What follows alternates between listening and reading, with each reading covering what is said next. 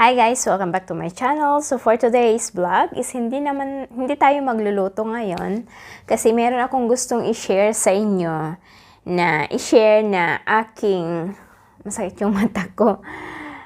I-share sa inyo na good news. Okay guys, so first of all,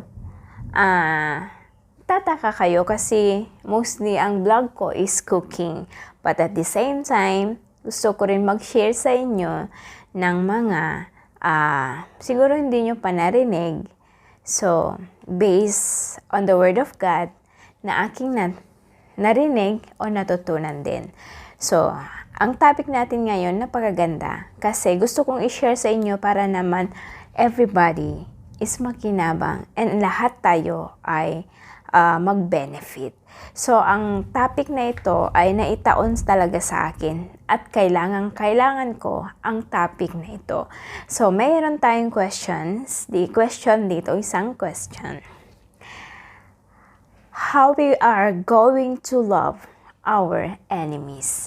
Kung sobra kang sinaktan, yung sobrang sakit ang idinulot sa iyong buhay, yung inura ka ng pagkatao mo. So, paano mo how to love them? How to love our enemies? Kung ganun, katindi ang galit or puot na ating naramdaman or ating nadarama. So, before we continue, meron tayong question, how are we going to love our enemies? So, let's watch this one first. Introduction muna tayo.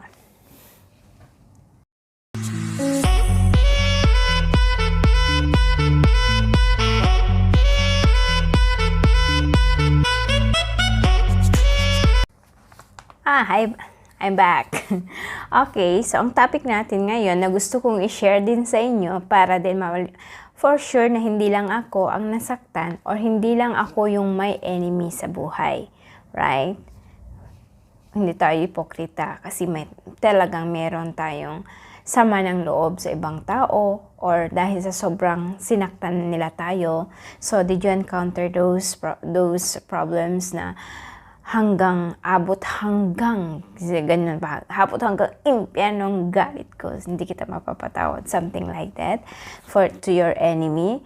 So, gusto ko itong i-share, napakaganda kasi nataon ito and this topic is meant for me. So, gusto ko rin i-share sa inyo. So, ang topic is why you need your enemies and your enemies needs you. Okay? So, bakit daw kailangan natin yung mga enemy at bakit yung enemy natin ay kailangan nila tayo. So, let's proceed. Fasten your seatbelt. Okay, so magbigay ako ng scripture muna.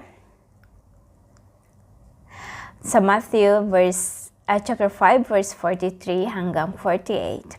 You have heard that it was said, you shall love your neighbor and hate your enemy.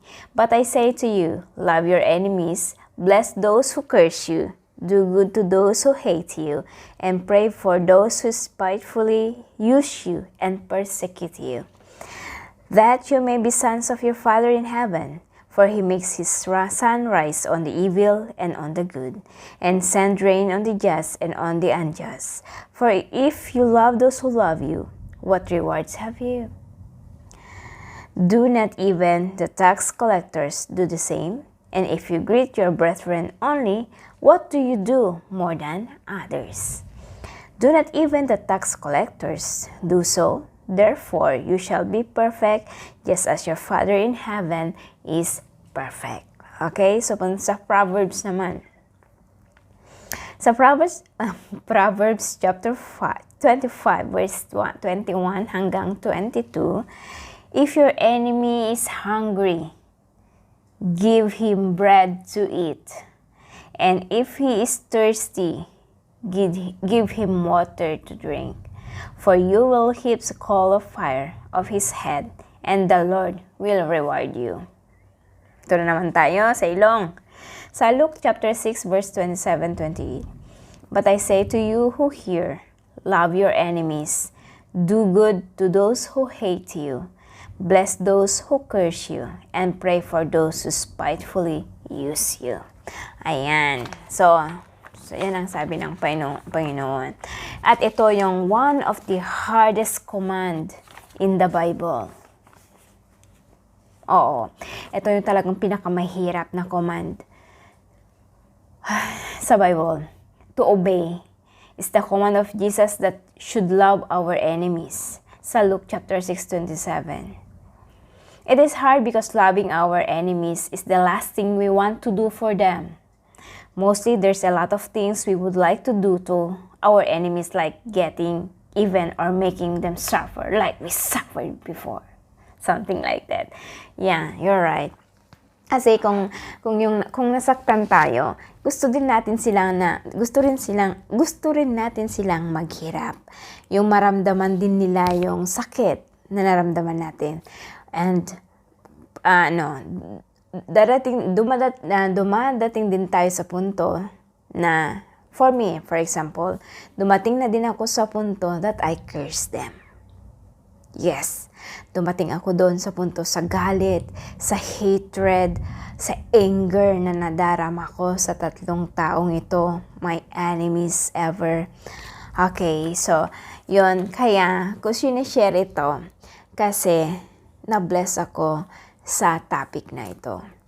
Ang lesson na ito is sana dito mag-start, dito mag-umpisa yung na mapalaya or na matuto akong magpatawad sa dalawang ito. Okay, so let's continue. If we keep a heavenly perspective, enemies are not really enemies. What is sometimes meant by some to hurt us actually helps bring about a work of grace in us that wouldn't take place any other way. And we know that all things work together for good to those who love God, to those who are called according to His purpose. It's from Romans chapter 8 and 28. There are lessons we must learn that can only be learned in severe tests of trials, pain, and difficulty. And God uses those perceived as enemies to expose the things that must be removed in our lives. And so, what we might call an enemy is really our best friend, a helper, and a misery from God for our good. Imagine that how unfair is. Pero, sabi ng Panginoon, love your enemies dahil sila ay considered na best friend and helper. The way to Christ-likeness is the cross, and the navigator that God uses to direct us there are those who some might call enemies. Without people doing what they think will hurt or destroy us, we would never find a way to being more like Jesus. Ito pala guys. Kaya pala binibigyan tayo ng Panginoon ng mga enemies o problema. Dahil, doon tayo nahahasa. Parang hinahasa tayo ng Panginoon para magiging sharp. Parang knife na hasain mo para magiging sharp. So, ganun. Means na, on the other hand, is parang tinetest tayo ng Panginoon kung hanggang kailan ang faith o tiwala natin sa Kanya bilang Diyos natin. They are required to be part for us becoming Christ-like. And because of that, we must see them as our best friend. So, your enemy mo, yung nanakit sa'yo ng sobra, is considered daw na best friends mo. Kaya nyo bang maging best friend ang yumurok sa iyong pagkatao? Yung sinaktan ka ng halos dinurog ang pagkatao mo. Kaya mo pa kayang maging friends or best friends? So, pagpatuloy natin yung lesson para maintindihan natin at dito natin pagbulay-bulayan, pag-isipan kung ano nga dapat ang ating gawin according to the command of God. So with that in mind, we turn to the very practical questions. How we are to respond to those who hurt us deeply. Jesus said, love your enemies. That's easier said than done, especially when you are in the middle of an ugly conflict. How how to love the people who have ruined everything you hold dear? How do you pray for someone you despise? How do you seek the good of people you wish that they were dead? How do you survive in an environment where everything you believe is ridiculed? It's not easy to do all this, yet the command remains, love your enemy, and we cannot escape it. Okay, so yes, kasi dumating na rin yung punto na sabi ko kanina that I curse them, that I wish them to die. I wish them to die, something like that. How bad I am and how hurt and deeply hurted I am. So, ganun. Ako noon, kahit nasa Panginoon ako noon, sila lang ang hindi ko kayang patawarin. At lagi ko pinagpa-pray sa Panginoon na, Lord, yun sana ang pagkalob mo. Lord, pagkalob mo sa akin ang word na pagpapatawad sa mga taong ito. Kasi mabigat sa dibdib. Yes, kontento na ako sa buhay ko. Kumakain naman ako ng 3 times a day. Kumakain ng pamilya ko ng 3 times a day. And we are healthy so far. At may mga problema din kami sa family. Pero sa awa ng Diyos, na papagtagumpayan naman namin, nalalampasan namin. So, kontento na ako. But still there, may kulang. May kulang na ang hirap buuin, yung peace of mind. Dahil galit ang puso ko. Galit ang puso ko. So, sana this topic is ma-enlighten yung mind ko and all of you guys na may kagalit din. Kasi utos yan, napakahirap na utos ng Panginoon na we have to love our enemies and must be forgive them because they are the blessings from God. Blessings from God, parang napaka-imposible, but it's true. Okay? And we cannot escape that. Sabi nga, love your enemies. This is the key part of our own spiritual journey from bitterness to forgiveness to freedom. To say it another way, we cannot be set free until we set them free to be blessed by the Lord. Ay, ganun pala yun. Ganun pala yun. Oo. Bakit kasi minsan sabi ko, ang hirap ng lakad ng isang Kristiyano. Ang daming mga pagsubok sa buhay na darating. Kasi ang alam nila, ang Kristiyano ay nakahiga sa bed of roses. But it's not true. Ang lakad namin, or lakad natin, is napakahirap. Pero kailangan be konti. Sa nangyayari ngayon sa buong mundo, isingit ko lang bago natin i-continue. Ngayon sa nangyayari sa buong mundo, ano sa palagay ninyo? After rumors of war, meron na, di ba? What we call that? Fire. Dumating na din yan. Storms. Ang dami ng storm na dumaan. Earthquakes. Flood. Okay? So, what we call that? Wars, yung nag-aaway-aaway ang mga kingdoms. And what else? And this, the latest, the pandemic. Okay? The pandemic around the world and famine. Taghirap, taggutom. So what do you think what's happening today? Kung nagbabasa kayo ng Bible, maybe medyo, is it true? Is it end of the world? Not yet. It's just the beginning. Mas marami pa tayong mapagdaanan.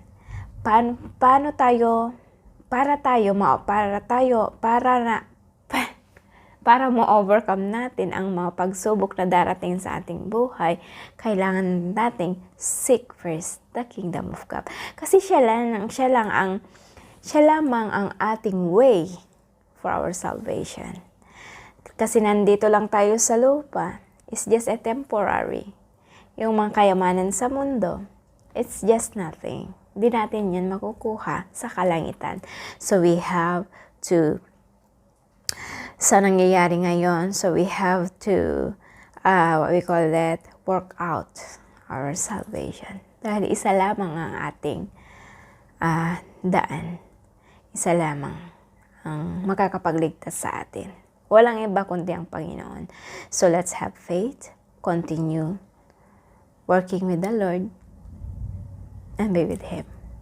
So let's continue. So ito yung talagang, kahit siguro sinasabi nyo, pokrita na pa nito. Nasa Panginoon. Ika niya nasa Panginoon. O ang daming mga alam, ang daming mga ganyan-ganyan. Pero ganyan pala, hindi pa marunong magpatawad.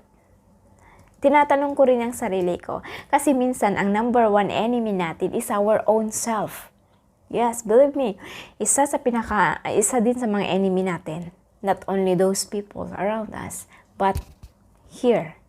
Sarili natin minsan ang ating kaaway. So let's continue. How we are going to love our enemies.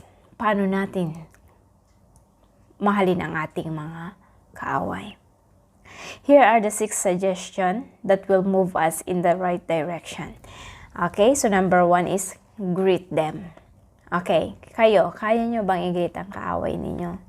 Like, for kaaway ninyo or nanakit sa iyo ng sobra. Yung enemy mo ng isang dekada na hanggang ngayon ay hindi mo pa napapatawad. Na kung nakikita mo ay parang gusto mong sakalin. Na gusto mong gantihan. But, kung nakikita ko sila in person, hindi ko nagagawa. Parang bagkus naaawa ko sa kanila. Kasi, without Jesus into your life, it's nothing. We are nothing without Him. Kahit masaya ka dito sa mundo, meron na ang lahat sa iyo.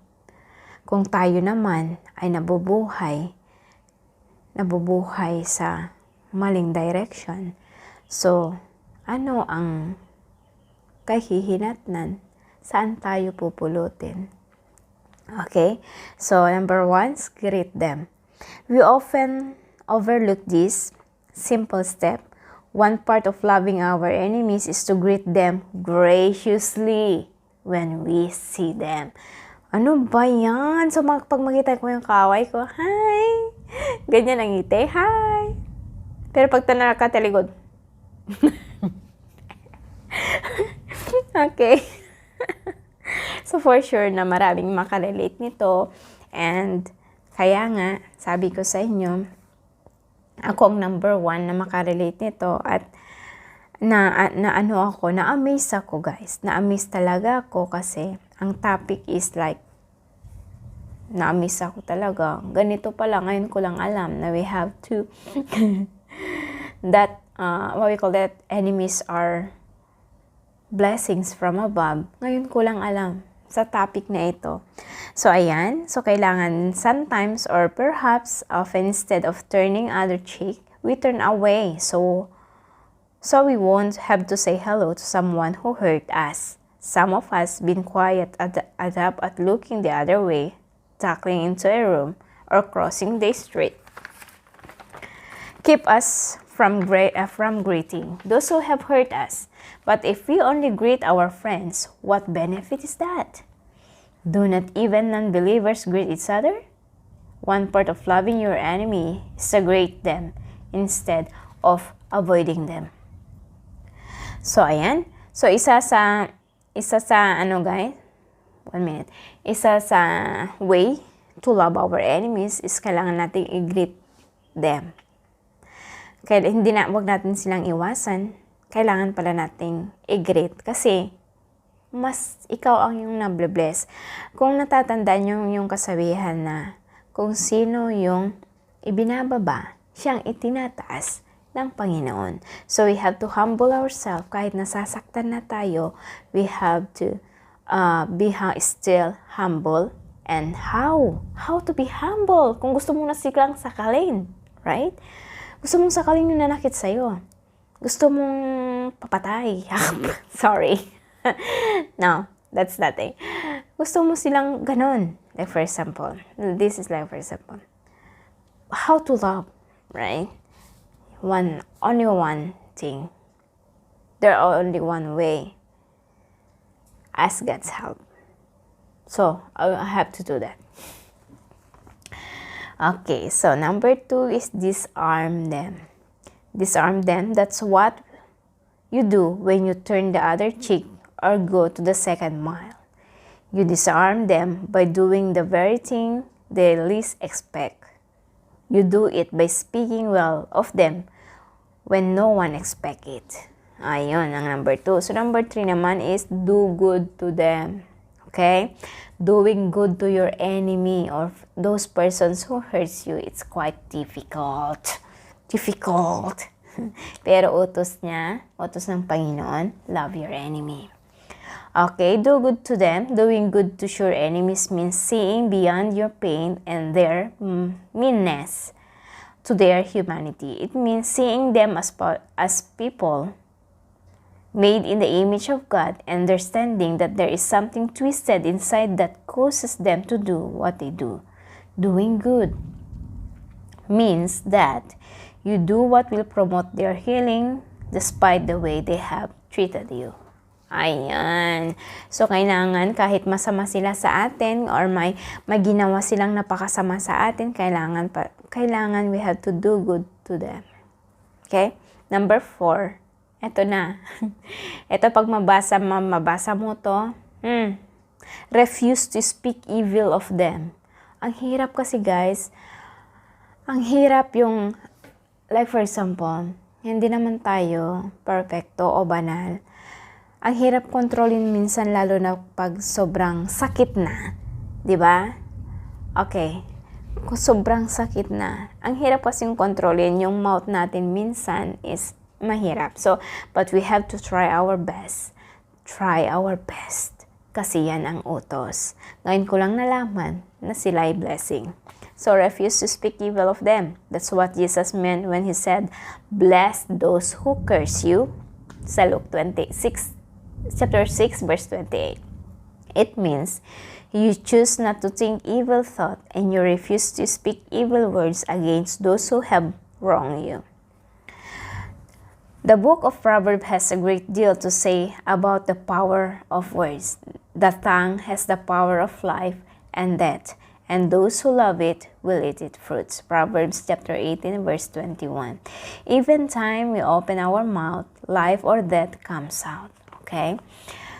Oo nga, tama nga naman, no? Kasi minsan, pag ako yung nagalit, sobra yung bunganga ko minsan. Nakakalimot ako. As in, nakakalimot ako talaga ako. Mas nauuna kasi yung emotions. At saka, kung nauna yung emotions ko na nagagalit sa kanila, kaya kung ano-ano na yung lumalabas sa aking bunganga na binabato ko sa kanya, and buti na lang ngayon is hindi siya umiimik. Kasi pag once na umimik siya, baka mas lalong matabunan siya ng aking kadadada. Okay, so yun daw. As long as we talk over, okay, so we have to love refuse to speak evil of them.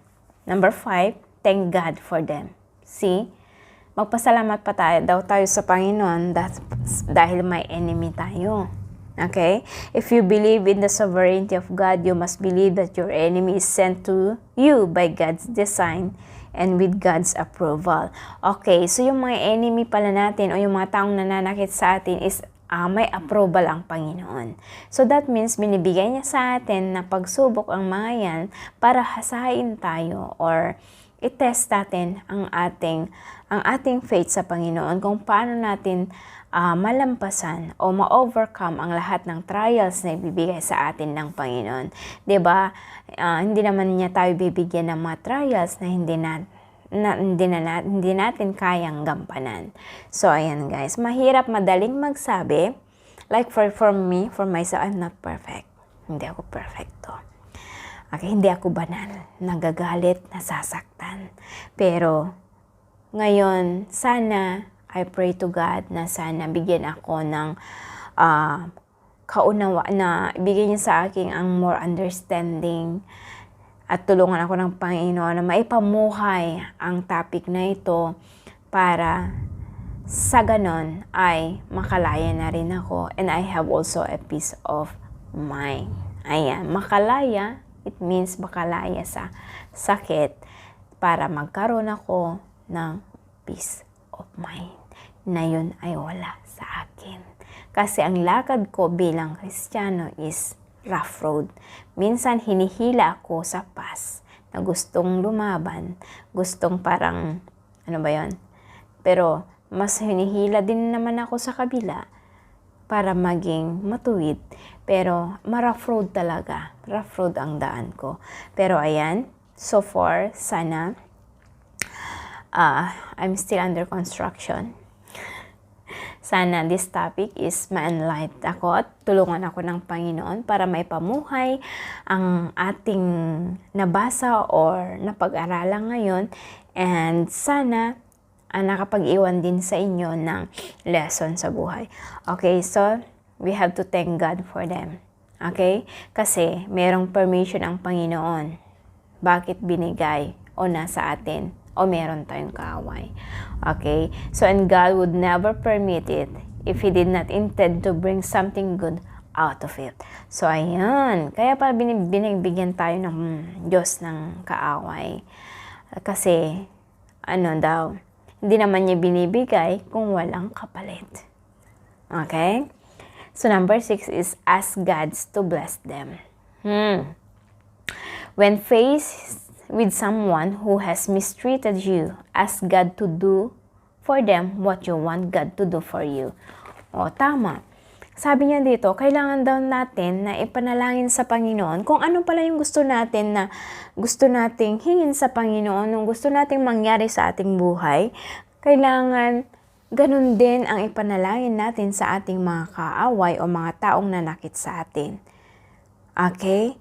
So, ayan. Sabi niya dito, seek the blessing for them that you want God to do for you. See, kung like for example, Lord, give me a peace of mind. Or anything that you want that God will give you, you have to do the same thing into your kaaway. So, yun daw. Kung ano yung gusto mo talaga, yun din ang ipag-pray mo na mangyayari sa iyong kaaway. Although mahirap kung iisipin natin, pero kung sumunod tayo sa utos ng Panginoon, mahirap pa rin, pero try our best. Kailangan nating i-try at gawin. Okay? So next, the greater the hurt, the greater the potential blessings that will come when we forgive from the heart and by God's grace bless those who curse us. When you pray for grace for others, you put yourself in position to receive it yourself. Okay, kung pinagpe-pray natin ang ating mga kaaway, kung ano yung ipagkaloob ng Panginoon sa kanila, ayun din ang mabe-benefit natin. Okay? So, ganun. Hindi ba, kaya nga sabi niya na they are a blessings. Enemies are blessings. At merong pahintulot ang Panginoon kung bakit tayo nagkakaroon ng kaaway sa buhay or enemies. Okay? So, simply knowing we should love our enemies doesn't mean it's easy to accomplish. It seems impossible to overcome our feelings of animosity. Animosity means puot or galit. Okay, that harden our hearts. However, it's possible with God. Your enemy is a gift from God to you, though you don't know it and often can see it. Unfair? Unfair? Okay, so yun ang sabi ng Panginoon. Yung mga kaaway nyo dyan, yung mga kaaway ninyo, consider them as your best friend and consider them a gift daw. No, mahirap talaga. Sabi nyo siguro, bakit ikaw hindi mo kayang maging friend ang iyong enemy? Mahirap nga. That's why we have to ask God's help. Kasi hindi natin magagawa talaga by our own. Kailangan natin ang gabay ng Panginoon dito para magampanan natin or malampasan na mapagtagumpayan natin. Just keep praying na sana ma-overcome natin at marunong tayong magpatawad, ganon. So, kung gusto nating ma-bless, kailangan nating patawarin ang ating mga kaaway. Kasi parang sila yung hindrance, balakid ng ating mga blessings, yung mga kaaway natin. Kung hindi natin sila i-bless, if we don't forgive them, yung blessing doon is sila yung naka-block. Hindi natin mare-receive yung blessing kasi may mga naka-block. Okay? Nakabara. Yung mga enemies. So, kailangan natin Let's forgive them. Sana. But, okay, but this doesn't mean we excuse evil or condemn mistreatment.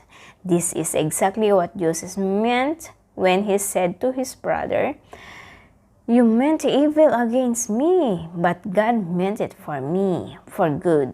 Genesis chapter 50, verse 20. Our enemies humble us. They keep us on our knees. They reveal our weakness and they expose our total need for God. Therefore, we thank God who knows best, and we love our enemies the best way we can. Often God raises up an enemy to see if we really want to be like Jesus. He will keep our enemies alive and well as long as we need them. Okay, so kaya pala ang title ng topic natin is why you need your enemies and your enemies needs you. So we need our enemies para tayo ay lalong maging strong sa Panginoon bilang tao, bilang Kristiyano. Kailangan pala na meron talaga lahat yan. Lahat naman siguro tayo may enemy sa buhay or may mga taong nanakit sa atin hanggang ngayon, hindi pa natin sila mapapatawad. Aminin ninyo. Okay, so guys, sana nakapag-iwan ako ng lesson sa inyo. May mapulot kayong lesson sa topic na ito na kailangan nating mahalin ng ating mga enemies or kaaway. Let's forgive them. Try to forgive them. Let's forgive them. Start with me. Start with myself. Yes, I have to start it on myself na sana eto na yung way para naman magkaroon ako ng peace of mind na kasi mahirap kasing lumakad sa Panginoon kung meron kang extra baggage. Extra baggage, tama ba ako? Ganun bang tawag yung extra baggage? Means, yung may dala-dala ka. Ang hirap humarap sa Panginoon ng may extra baggage. Ang hirap lumakad ng straight kung meron kang, may mabigat kang bagahe. No? Ganon din yung, like for example, diba? Pag umuwi tayong mga OFW. Ang hirap kayang maglakad papunta sa gate mo kung yung may extra mga bagahe ka na hila-hila mo, 'di ba? Ang hirap mong hilain kasi mabigat nga. Ganon din ang paglakad sa Panginoon, guys. Mahirap din kasi lalo na pag mayroon kang extra baggage. Extra na lang yung bigat sa loob na hindi mo pa nabibitawan, na hindi mo pa kayang i-let go. So, paano? How to let go? If the pain is still fresh until now for a decade, paano? So, love your enemy. Tuwing magagalit na ako, alam ko nang gagawin ko. I have to read this again and again and again and again. Tuwing magagalit ako sa aking enemy, eto ang gawin ko. I have to read it again and again. Ayan. So, ayun guys. So, it's hard to love our enemies, yes. It's very hard to love enemies, but no person has the natural feelings of love for an enemy. We often overcome by the flesh and not the spirit. So, loving our enemies is extremely difficult. In fact, without God's supernatural help, ito yung sinasabi ko, na kung wala ang presensya ng Panginoon, hindi natin magagawang patawarin ang ating mga kaaway. But God gives us the power to do what's the right even when we don't feel like it. Okay, so yun pala, kailangan ask God's help para naman tayo din ang magba-benefit. Kasi kailangan tayo ng makaaway, guys. Kaaway, they need us kasi we are praying for them and we need them too for us para magiging strong tayo sa Panginoon. So, mapa-Christian man, kahit anuman, dahil hindi naman yan nasusukat ang ating salvation, kundi ang sarili mo o ang relasyon mo sa Panginoon. Okay? Kung ano yung relasyon mo, doon nagbe-base ang salvation. Sabi, hindi yung maraming mga bla bla bla bla dyan, hindi ang mga yun, kundi ang relasyon mo sa Panginoon. So, thank you so much guys. Sana nakapag-iwan ako ng aral sa inyo kasi Na-excite ako guys na i-share sa inyo ito kasi ito yung topic na nataon sa akin. And I really badly needed this dahil hindi ko inasahan na ang mga kaaway are blessings from God. Na talagang sinadya ng Panginoon na binigay para sa atin how to overcome and those excess baggage sa ating buhay. Forgive them. Okay, so I will try my best. So, ulitin ko, for the last time, we have 6 daw dito. How to love your enemies is greet them. Kailangan natin silang i-greet. Disarm them. Do good to them. Refuse to speak evil of them. Thank God for them. And ask God to bless them. Kung gusto ninyong ma-blessed, okay? Kung gusto ninyong ma-bless, kailangan ask God to bless your enemy as well. Kasi kung ano yung marireceive nila, yun din ang marireceive natin. And we more benefit. Tayo magbe-benefit ng blessings from above. So, thank you so much. Hanggang sa muli. Maybe magluluto na tayo next time na makita muli kayo. So, thank you so much guys for watching. Sana yung mga may kaaway dyan, sana naliwanagan kayo gaya ko. And isa lang ang ating dapat gawin, just pray to God. Lalo na ngayon nangyayari sa buong mundo. Just stay safe and pray to the Lord na sana matapos na ang ating crisis. Kasi, actually nasa Bible kasi ito eh. Yung mga nangyayari sa buong mundo, they are all in the Bible. Just keep praying guys, na sana mawala na ang problemang ito o crisis nating pinagdadaanan sa buong mundo. So, sana nakapag-iwan ako ng aral or lesson sa inyo, may mapupulot kayo about sa ating mga enemies, how to love our enemies. So, thank you so much guys. Hanggang sa muli. At kung ikaw ay di pa nakasubscribe sa channel ko, please do subscribe to my channel and please give me a thumbs up, comment, share, and don't forget to ring the bell para ma-notify ka sa mga susunod ko pang mga upload. Bye for now. Keep safe everyone and God bless us all. Bye. Thank you for watching.